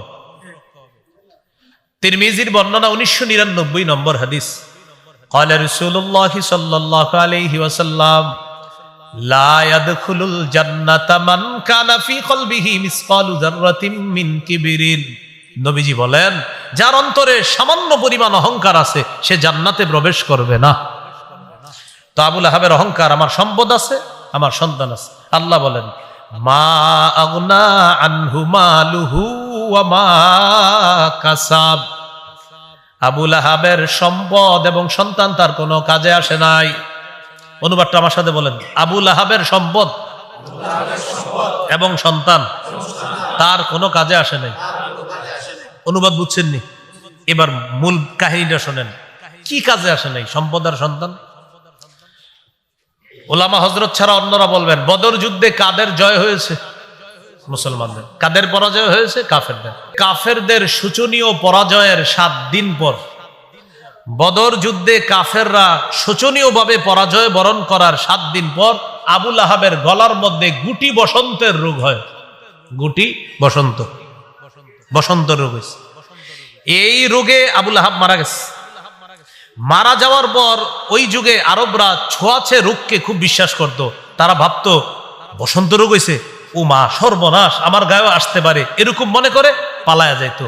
আবুল আহাব বসন্ত রোগে মারা যাওয়ার পর আবুল আহাবের সন্তান টেনশনে পড়ে গেল। ছেলেরা বাবে বসন্ত রোগে মারা গেছে, এখন এখান থেকে গন্ধ ছুটবে, না জানে আমাদের শরীরেও সংক্রমণ হয় কিনা। বাপেরে রাইখা সন্তানরা পালায়া গেছে। ওই যে তার সন্তান কোনো কাজে আসে নাই, আল্লাহ না বললেন কাজে আসে নাই, সন্তানরা পালায়া গেছে। এই বিষয়টা আপনাদেরকে বোঝানো একদম কঠিন না, সহজ। করোনার সময় কোটিপতির সন্তানরা হুজুরদেরকে ফোন দিয়ে বলছে হুজুর বাপের লাশ অমুক জায়গায় আছে, আর কিচ্ছু জানতে চাই না, এটা কেমনে পারেন, কোথায় ধুয়ে আসবেন, ধুয়ে আসেন। ঠিক না? এই করোনার সময় ওলামায়ে কেরাম বাস পাইছে একটা হুজুর যে আপনারা তো এমনি মানুষ না, আপনারা যান একটু ইয়ে করেন, এই লাশটা সেগুলো দাফন করবেন আপনারা। বিবি পায়ে ধরছে, সবাই ভয় ছিল, আপনার সন্তান পায়ে ধরছে, বিবি পায়ে ধরছে, কোথায় যান আপনি বারবার? এক এক আলেম 30 জন, 40 জন, 47 জন, 50 জন লাশ দাফন করছে এক এক আলেম। বিবি যাইতে দেয় না, পায়ে ধরে, কোথায় যান? তারপরও গেছ। আবুল আহাবের সন্তানরা পালাইছে।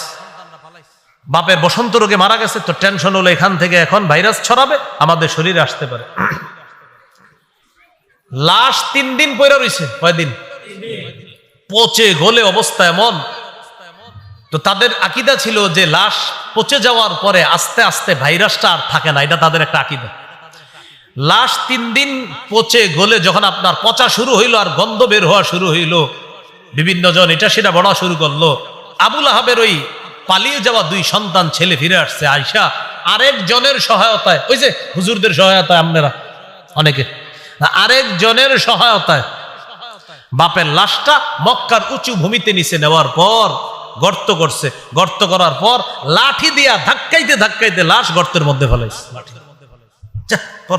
পরে মাটি চাপা দিছে। যুগে যুগে জালেমদের পরিণতি এটাই হয়, ভবিষ্যতে এটাই হবে। তাহলে সম্পদের অভাব ছিল, সন্তানও ছিল, সম্পদও ছিল। মা আগনা আনহু মালুহু, তার সম্পদ তার কোনো কাজে আসে নাই। ওয়া মা কাসাব, তার সন্তান তার কোনো কাজে আসেনি। ওমা কাসাবের ব্যাখ্যাই ওমা কাসাব বিন ওয়ালাদ, তার যে সন্তান আল্লাহর পক্ষ থেকে সে পেয়েছিল, আল্লাহ যে সন্তান তাকে দিয়েছিল, এই সন্তান তার কোনো কাজে আসেনি। এখান থেকে আমাদের শিক্ষা কি? দুনিয়াতে সম্পদ কাজে লাগায়া যাওয়া, সন্তানটাকেও মানুষের মতো মানুষ বানায়া যাওয়া। সহিহ মুসলিমের হাদিস, রাসূলুল্লাহ সাল্লাল্লাহু আলাইহি সাল্লাম বলেন, মানুষ যখন মারা যায় তার সব বন্ধ হয়ে যায় আমল নামা, তিনটা জিনিস চালু থাকে, জারি থাকে। কয়টা? ইল্লা মিন সাদাকাতিন জারিয়া। এক নাম্বার সদকায়ে জারিয়া। দুনিয়াতে সম্পদ সদকায়ে জারিয়া করে গেছেন, সম্পদ দিয়ে এমন সদকা করছেন যে সদকায় আপনি সওয়াব পেতেই থাকবেন, এমন সদকায়ে জারিয়া। আপনি একটা কল স্থাপন করছেন এমন জায়গায় যেদিক দিয়ে পথিকরা যায়, মুসাফিররা যায়, সেখান থেকে পানি পান করে, যতবার পান করবে ততবার ওই মুসাফিরের যে একটা ভালো লাগা কাজ করছে, তৃষ্ণা নিবারণ হয়েছে, সওয়াবটা কবরে পেতে থাকবেন। এতিমখানা মাদ্রাসায় ফ্যান দিছেন, ফ্যান চলতেছে আর বাচ্চারা ওই বাতাসে পড়াশোনা করতেছে, বাস ওই ফ্যান চইলা তাদের আরাম লাগতেছে, তারা পড়তেছে, সওয়াবটা কবরে পাবেন, সদকায়ে জারিয়ার। আরো আছে অনেক উদাহরণ। 2 নাম্বার, আও ইলমিন ইউনতাফাউ বিহি, এমন এলেম রেখে যাওয়া যে এলেমের মাধ্যমে মানুষ উপকৃত হয়। এটা লেখালেখি হতে পারে, বা আপনাদেরকে আমি আজকে বয়ান করলাম, এই বয়ানের মধ্যে 2-1টা অংশ আপনাদের মনে আছে, আপনারা আরো 10 জনরে জানাইলেন, ওই 10 জন আরো 10 জনরে, এই যতজন উপকৃত হবে আমি মারা যাওয়ার পর কবরে সওয়াব যাবে।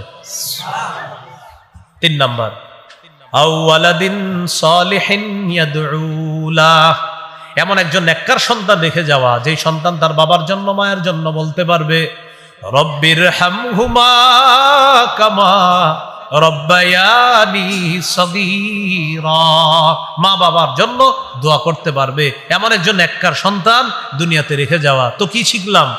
মা আগনা আনহু মালু, আবু লাহাবের সম্পদ কোনো কাজে আসে নাই, কারণ ঈমান নাই। ওয়া মা কাসাব, তার সন্তান তার কোনো কাজে আসে নাই। এক, ঈমান নাই, ঈমান না থাকার কারণে সম্পদ কাজে আসে নাই, অহংকার করার কারণে সম্পদ কাজে আসে নাই, সন্তান কাজে আসে নাই। এমন রোগ হইছে যে রোগ সম্পদ দিয়েও কোনো কাজ হলো না, সন্তান দিয়েও কোনো কাজ হলো না। ওই রোগে সম্পদ খরচ করেও লাভ হয় নাই, আর সন্তানরাও বাপেরে ফালায়া চলে গেছে। তাই আল্লাহ বললেন, মা আগনা আনহু মালুহু ওয়া মা কাসাব। 3 নম্বর আয়াত, সন্তানটা কোথায় ফালায় আসছে? লাঠি দিয়া, গর্তে। 3 নম্বর আয়াতে আল্লাহ বলেন, সায়াসলা নারান যাতা লাহাবিন, সে অচিরেই প্রবেশ করবে, লেলিহান অগ্নিশিখাযুক্ত ভয়ঙ্কর আগুনে প্রবেশ করবে, এমন আগুনে, যাতা লাহাব, যেটা অগ্নিস্ফুলিঙ্গ ওয়ালা আগুন, লেলিহান আগুনে এই আবু লাহাব প্রবেশ করবে। বলি নাউজুবিল্লাহ। তাহলে দুনিয়াতে সম্পদ গেল, সন্তান গেল, আখেরাতও গেল। দুনিয়াতে সম্পদ গেল, সন্তান গেল, এবার মারা গেল, ওই মাটির নিচে চাপা দিয়ে আসলো। আল্লাহ বলেন, সেখানে যে রেখে আসলো ভালো অবস্থায় নাই, সায়াসলা নারান যাতা লাহাব, সে অচিরেই ভয়ঙ্কর আগুনে প্রবেশ করবে, লেলিহান অগ্নিশিখা অগ্নিস্ফুলিঙ্গ ওয়ালা আগুনে সে প্রবেশ করবে। তাহলে 3টা কথা, ঈমান না থাকার কারণে সম্পদও কাজে আসলো না, সন্তানও কাজে আসলো না, আখেরাতও বরবাদ হয়ে গেল। এইগুলো 1 নম্বর আয়াতে অভিশাপের জবাব, 2 নম্বর আয়াতে সম্পদ সন্তান কাজে আসে নাই, 3 নম্বর আয়াতে আখেরাত বরবাদ। চলেন এবার 4-5 নম্বর আয়াতটা জানি, একটু মন দিয়ে শুনেন। ওয়ামরাআতুহু হাম্মালাতাল হাতাব ফি জিদিহা হাবলুম মিন মাসাদ। আল্লাহ তাআলা বলেন, আবু লাহাবের স্ত্রীও ওই অগ্নিস্ফুলিঙ্গওয়ালা আগুনে প্রবেশ করবে। কোন স্ত্রী? হাম্মালাতাল হাতাব। বলেন সবাই, আবার থামেন। হাম্মালাতাল হাতাবের ব্যাপারে 3টা কথা বলি, খুব মন দেন সবাই। 1, আরবের মধ্যে কারো সংসার ভাঙ্গার পিছনে যে ইন্ধন দিত, সংসার ভাঙার, এই তোমার বউ ভালো না, বউরে গিয়ে বলতো তোমার স্বামী ভালো না, এই সংসার ভাঙতো, তো বলতো ইন্ধন দিছে কে রে সংসার ভাঙার পিছনে? সংসার ভাঙার ইন্ধন যে দিত তাকে বলা হইতো হাম্মালাতাল হাতাব। আরবরা সংসার ভাঙার পিছনে যে কাজ করতো তাকে কি বলতো? এই আবু লাহাবের স্ত্রী কি করতো? খালি ঘুরে ঘুরে মানুষের মধ্যে তালাক ঘটাইতো, স্বামী স্ত্রীর মধ্যে তালাক ঘটাইতো। তো কি বলতো?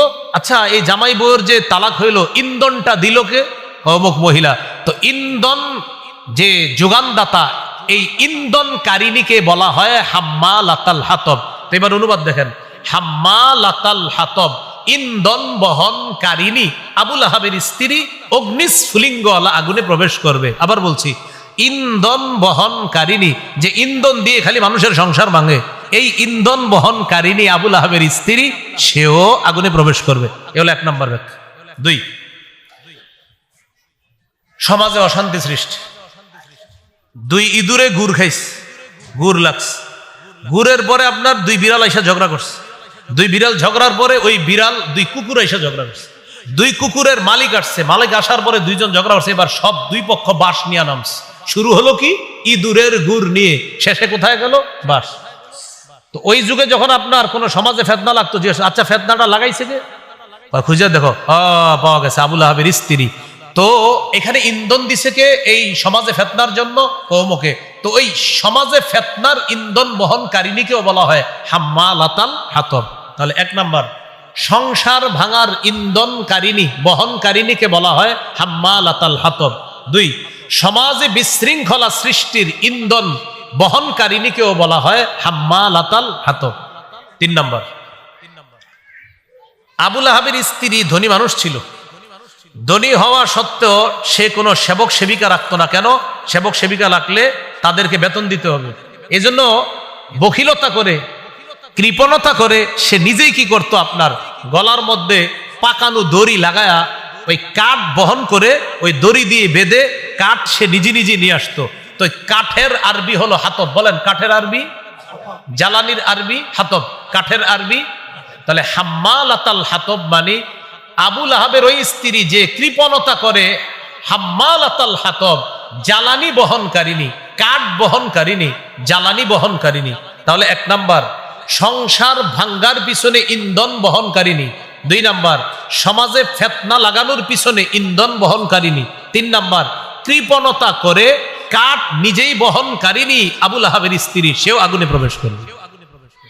এই জন্য কি বলা হয়, হাম্মালাতাল। তাহলে মনে থাকবে নি আজকে থেকে, আমরাতুহু হাম্মালাতাল হাতব বললেই যেন আপনার মনে আসে, হ্যাঁ হাম্মালাতাল হাতবের তো অনেক ঘটনা আছে। কি ঘটনা? এটাই খালি মানুষের সংসার ভাঙতো। হাম্মালাতাল হাতবের আর কি ঘটনা? এ খালি সমাজে ফেতনা সৃষ্টি করতো। হাম্মালাতাল হাতবের আর কি ঘটনা? কৃপণতা করে নিজেই কাঠ বহন করে নিয়ে আসতো। আর কাঠ বহনকারিণীকে বলা হয় হাম্মালাতাল হাতব, ইন্ধন বহনকারিণীকে বলা হয় হাম্মালাতাল হাতব, ইন্ধন যোগানদাতারকে বলা হয় হাম্মালাতাল হাতব। বুঝে আসছেনি সবার? এই হলো ওয়ামরাআতুহু হাম্মালাতাল হাতব। ফি জিদিহা হাবলুম মিম মাসাদ, ফি জিদিহা তার গলায়, হাবলুম মিম মাসাদ পাকানো রশি থাকবে, দড়ি থাকবে পাকানো। তো একটা হলো দুনিয়াতে ওই যে পাকানো দড়ি গলায় লাগায় আপনার কাঠ ওইটা দিয়ে বেঁধে এরপরে কাঠ নিয়ে আসতো, এটা দিয়ে রান্না করতো। আরেকটা হলো সে যখন জাহান্নামে যাবে গলায় পাকানো দড়ি লাগায়া তাকে এইভাবে টানতে টানতে জাহান্নামে নিক্ষেপ করা হবে। এটা আরেকটা ঘটনা। শেষ হয় নাই, শুনেন। আবু লাহাবের স্ত্রীর নাম কি? তার স্ত্রীর নাম হলো আওরা অথবা আরওয়া। কি বললাম? আরওয়া, আওরা অথবা আরওয়া, আইন ওয়াও র আলিফ হামজা, আওরা অথবা আরওয়া, হামজা র ওয়াও আলিফ হামজা, আরওয়া। এই আওরা বিনতে হারব অথবা আরওয়া বিনতে হারব, তিনি আবার ছিলেন নবীর সাহাবী আবু সুফিয়ান রাদিয়াল্লাহু তাআলা আনহুর বোন। আবু সুফিয়ান রাদিয়াল্লাহু তাআলা আনহুর বোন কে? আবু লাহাবের স্ত্রী আওরা। তাকে বলা হয় উম্মে জামিল। বলেন তার উপাধি কি? উম্মে জামিল, বা কুনিয়ত উপনাম হলো উম্মে জামিল। এই মহিলা আপনার কি করত? নগদ কবিতা বানায় ফেলতে পারতো। কবি ছিল, নগদ কবিতা বানাইতো। আর তার চোখ ছিল টেরা। টেরা হওয়ার কারণে তাকে বলা হয় আওরা। কেউ কেউ বলেন তার স্বামী আবু লাহাবও টেরা ছিল। আর এখানে হলো আপনার আওরা, সেও টেরা ছিল, এই জন্য আওরা বলা হয়। সে নগদ কবিতা বানায় ফেলতে পারত। আল্লাহ যখন সূরা লাহাব নাজিল করলো, আর এই সূরা লাহাবের মধ্যে কি আবু লাহাবের ধ্বংসের কথাই আছে না তার স্ত্রীর কথাও আছে? রাগ হয়ে আসছে, হ্যাঁ আল্লাহ নাকি আয়াত নাজিল করছে, সূরা নাজিল করছে যেখানে আমার স্বামীও ধ্বংস, আমিও ধ্বংস। পাথর নিয়ে আসছে, আমাদের নবীরে মারবে। পাথর নিয়ে আয়েশা নবীজির সামনে দাঁড়াইছে, নবীজির পাশে আবু বকর সিদ্দিক দাঁড়ানো। একবার আগে সুবহানাল্লাহ পড়েন। আমাদের নবীজির সামনে দাঁড়ানো নবীজিরে দেখতে পাইতেছে না, আমার নবী ছাড়া সবাইরে দেখতেছে। আল্লাহ নবীর মুজিজা ঘটায়া দিলেন, প্রকাশ করে দিলেন যে নবীকে তার পাথর থেকে বাঁচানোর জন্য আল্লাহ হেফাজত করলেন। সামনে বসা, সবাই দেখতেছে নবীজিরে, শুধু ও দেখে না। আর ও সবাইকে দেখতেছে, শুধু নবীরে দেখে না। নবীজিরে ওই উম্মে জামিল দেখতেছে না, আর সবাই দেখতেছে। আবার ও সবাইকে দেখতেছে, কিন্তু শুধু নবীজিরে দেখতেছে। পাশে দাঁড়ানো আবু বকর সিদ্দিক, তাকেও দেখতেছে, নবীজিরে দেখতেছে না। পাথর নিয়ে আসছে, নবীজিরে মারবে। তো যখন নবীজিরে পায় না, না পায়া বলতেছে, আবু বকর তোমার মোহাম্মদ সাথীকে জানায়া দিও। নগদ একটা কবিতা বানাইলিস, মুজাম্মামান আসাইনা ওয়া আমরাহু আবাইনা ওয়া দীনাহু ক্বালাইনা। মুজাম্মামান আসাইনা, মুজাম্মামারের অনুবাদটা আমি করছি, একবার নাউজুবিল্লাহ পড়েন। অনুবাদের সাথে সাথে আবার নাউজুবিল্লাহ পড়বেন। মুজাম্মামান আসাইনা, সে হলো নিন্দিত ব্যক্তি, সে হলো নিন্দিত ব্যক্তি। আমরা তাকে নাফরমানি করি, আমরা তার অবাধ্যতা করি, আমরা তার বিরুদ্ধাচরণ করি। এই নিন্দিত মানুষের কথা মানার কি আছে? মুজাম্মামান, নিন্দিত ব্যক্তি, আসাইনা, তার আমরা নাফরমানি করি। ওয়া আমরাহু আবাইনা, তার হুকুম আমরা প্রত্যাখ্যান করি। ওয়া দীনাহু ক্বালাইনা, তার দিন আমরা ঘৃণা ভরে প্রত্যাখ্যান করি। নাউজুবিল্লাহ। আবু লাহাবের স্ত্রী নগদ কবিতা বানায় ফেলছে। তো এইভাবে মুসলমানদেরকেও কবিতার মাধ্যমে কষ্ট দিত, আর মুসলমানদেরকে বিভিন্ন ভাবে কষ্ট দিত। তাফসীরের কিতাবে আসছে, আবু লাহাবের স্ত্রী আবু লাহাবকে কুফরি করার ক্ষেত্রেও সহযোগিতা করত, নাফরমানির ক্ষেত্রে সহযোগিতা করত, আল্লাহর বিরোধিতা করার জন্য যা যা দরকার সব সহযোগিতা করত স্বামীকে, তার স্ত্রী। এই জন্য রাসূল সাল্লাল্লাহু আলাইহি সাল্লাম হাদিসে বলেন, এক হাদিসে আসছে 3টা, আরেক হাদিসে 4টা, যে জীবনে 3টা জিনিস অর্জন করবা। আরেক হাদিসে আছে 4টা জিনিস। 1 নম্বর, লিয়াত্তাখিযা আহাদুকুম কলবান শাকিরা, প্রত্যেকেই এমন একটা কলব তোমরা আল্লাহর কাছে চেয়ে নিবা যে কলব আল্লাহর বেশি শুকরিয়া আদায় করে। 2 নম্বর, লিসানান যাকিরা, এমন একটা জিহ্বা যে জিহ্বা আল্লাহর বেশি জিকির করে। 3 নম্বর, আমরাআতান তুঈনু আহাদাকুম আলা তাআতিল্লাহ, এমন একটা বিবি আল্লাহর কাছ থেকে চেয়ে নিবা যেই বিবি তোমাকে আল্লাহর ইবাদতে সহযোগিতা করে। তো আরেক হাদিসে 4টা আছে। 4 নাম্বারটা, ওয়া জিসমান সাবিরান আলাল বালা, এমন একটা শরীর যেই শরীরটা বালা মুসিবতে ধৈর্য ধারণ করে। তো এই 4টার মধ্যে একটা আছে বিবি। তো বিবির কথা কেন বললাম? আবু লাহাবের স্ত্রী ছিল, কিন্তু নাফরমান, স্বামীকে ভালো কাজে সহযোগিতা করে নাই, উল্টা নাফরমানিতে সহযোগিতা করছে। করার কারণে নাফরমান স্বামীও গেল জাহান্নামে, নাফরমান স্ত্রী সেও গেল কোথায়? জাহান্নামে। এই জন্য আমরা আল্লাহর কাছে দোয়া করা। দেখেন, অনেক সময় স্বামী বা স্ত্রী দুইজনের একজনও যদি দিনদার হয়, মাশাআল্লাহ, তার সংস্পর্শে পরে বিপরীত সাইডে যিনি আছে উনিও দিনদার হয়ে যায়। মাশাআল্লাহ, অনেক দেখছি আমি দিনদার মেয়ে, আপনার ভাগ্য গুণে মাশাআল্লাহ একজন পেয়ে গেছে। তো ওনার মধ্যে অতটা দিন নাই, হয়তো 1-2 ওয়াক্ত নামাজ পড়ে বা পড়ে না। এই মেয়েটার সংস্পর্শে কিছুদিন পরে দেখা যায় মাশাআল্লাহ 3 চিল্লা দিছে, অথবা কোনো আল্লাহওয়ালার সোহবতে গেছে, এই দাড়ি, টুপি, জুব্বা, পাঞ্জাবি নিয়ে আসসালামু আলাইকুম হুজুর কেমন আছেন, পুরা পরিবর্তন, পুরা চেঞ্জ হয়ে যাইতেছে। আল্লাহ আমাদেরকে কথাগুলা বোঝার তৌফিক দান করেন। এই হলো আপনার সূরা লাহাব। খুব মন দিয়ে শোনেন, সূরা লাহাব থেকে কয়েকটা বিষয় জানলাম। 1 নাম্বার, দিনের কাজে বাধা দেওয়া হারাম। বলেন, দিনের কাজে বাধা দেওয়া হারাম। 2 নাম্বার, সম্পদ সন্তান কোনো কাজে আসবে না যদি ঈমান না থাকে। 3 নাম্বার, নাফরমান স্বামী আর তার সহযোগী যদি নাফরমান হয়, এই নাফরমান কাজে সহযোগিতা করার পরিণতি ভালো হয় না। 4 নাম্বার, নবীর কাছের আত্মীয় হওয়া সত্ত্বেও আবু লাহাবের ঠিকানা জাহান্নাম। অতএব আমার আপনার কত আত্মীয় স্বজন আছে যে তারা আমার আত্মীয়, আর বলি মাশাআল্লাহ আমার অমুকে এমন, অমুকে এমন, ঠিক আছে, ঈমান ছাড়া যদি কবরে যায় আত্মীয়তার সম্পর্ক কোনো কাজে আসবে না। এটা আল্লাহ শিক্ষা দিলেন যে আবু লাহাব নবীর এত কাছের, তো ঠিকানা জাহান্নাম। আবু তালেব নবীর এত কাছের, ঠিকানা জাহান্নাম। আল্লাহ তাআলা আমাদেরকে সূরা লাহাব থেকে যে শিক্ষাগুলা নিলাম, এই শিক্ষাগুলা জীবনে বাস্তবায়ন করার তৌফিক দান করে দিন। আরেকটা বিষয় শিখছিলাম, দাওয়াত দিতে গেলে কথার আঘাত, কর্মের আঘাত। দাওয়াত দিতে গেলে কথার আঘাত, কর্মের আঘাত, এগুলা সহ্য করতে হবে। কথার আঘাত, কর্মের আঘাত। এবার সূরা লাহাবটা এক চান্সে পুরা শুনে নেন। 1 নাম্বার আয়াতে আবু লাহাব আমার নবীরে অভিশাপ দিয়েছিলেন, এটার জবাব আল্লাহ দিছে। 2 নাম্বার আয়াতে আল্লাহ বললেন ঈমান ছাড়া সম্পদ সন্তান কোনো কাজে আসবে না। 3 নাম্বার আয়াতে আল্লাহ বললেন কাজে তো দুনিয়াতে আসবেই না, আখেরাত বরবাদ। ওই যে সায়াসলা নারান যাতা লাহাব। 4 নাম্বার, সহযোগীও যদি খারাপ হয়, নাফরমান হয়, এই সহযোগীর ঠিকানা হয় জাহান্নাম। ওয়ামরাআতুহু হাম্মালাতাল হাতাব। হাম্মালাতাল হাতাবটা মনে আসেনি? মনে থাকবে নি? সংসার ভাঙ্গন ধরা, সমাজে অশান্তি সৃষ্টি করে, কাঠ বহনকারিনী। নবীর চাচারা কয় ভাগ? 1 নাম্বার ঈমান আছে, যেমন আব্বাস হামজা। 2 নাম্বার ঈমান নাই, সহযোগিতা আছে, যেমন আবু তালেব। 3 নাম্বার ঈমানও নাই, সহযোগিতা নাই, যেমন আবু লাহাব। নবীজির নবুয়ত প্রকাশের আগে আবু লাহাবের কয় অবস্থা ছিল? না, 3 অবস্থা। আগে নবুয়ত প্রকাশের আগে আবু লাহাব 1 নাম্বার খুশি হইয়া সুয়াইবাকে আজাদ করে দিছে। 2 নাম্বার খুব সম্পর্ক ঘনিষ্ঠ রাখতো আর সবাইরে গর্ব করে বলতো আমার ভাতিজা। 3 নাম্বার 2 ছেলেরে বিয়ে করাইছে রুকাইয়া উম্মে কুলসুম। নবুয়ত প্রকাশ পাওয়ার পরে অবস্থা হয়ে গেল কয়টা? 4।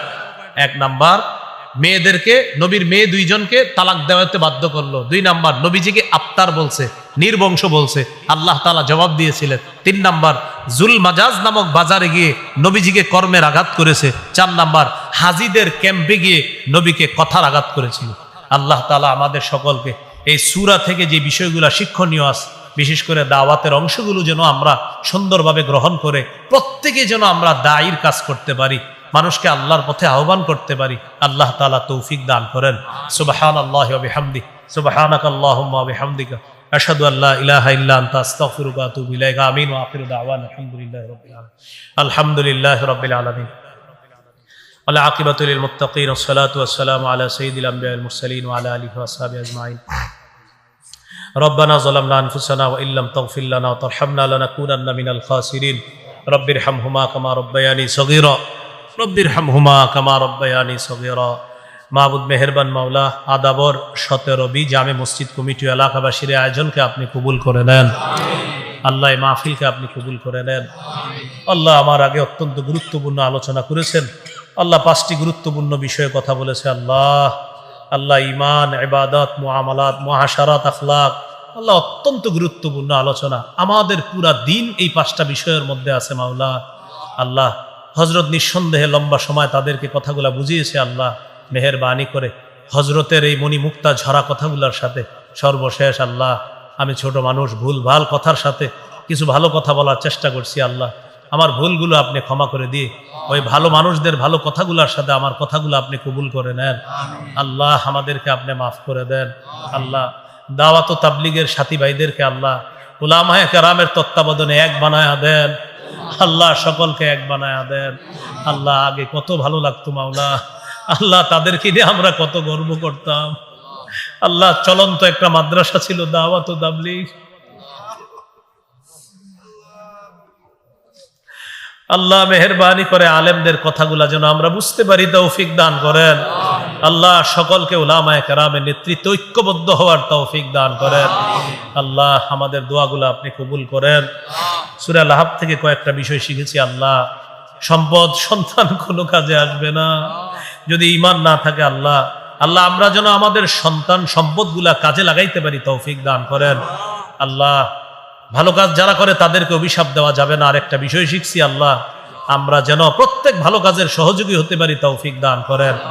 আল্লাহ ঈমান ছাড়া পরকাল বরবাদ। আল্লাহ মরণের সময় ঈমান নসিব করে দিয়েন। আল্লাহ ঈমান নসিব করে দিয়েন। আল্লাহ ঈমান নসিব করে দিয়েন। আল্লাহ মুসলমান পরিচয় যেন মরতে পারি, তৌফিক দান করেন। আল্লাহ আপনার কাছে একটা আবদার, আমাদের সকলকে আবার জান্নাতে দেখা করায়া দিয়েন। আল্লাহ এই আরজিটা আপনি কবুল করে নেন। আল্লাহ সূরা লাহাব থেকে আরেকটা বিষয় শিখেছি, খারাপ কাজে সহযোগিতা করাটাও অন্যায়। আমরা যেন কখনো খারাপ কাজের সহযোগী না হই। মেহেরবানি করে আমাদেরকে যে কোনো বদ্দিন থেকে আপনি হেফাজত করেন। এই মাহফিল এলাকাবাসী কমিটি বৃন্দ সকলকে আপনি কবুল করে নেন। আল্লাহ আমাদেরকে আপনি মাফ করে দেন। আল্লাহ আমাদেরকে মাফ করে দেন। আল্লাহ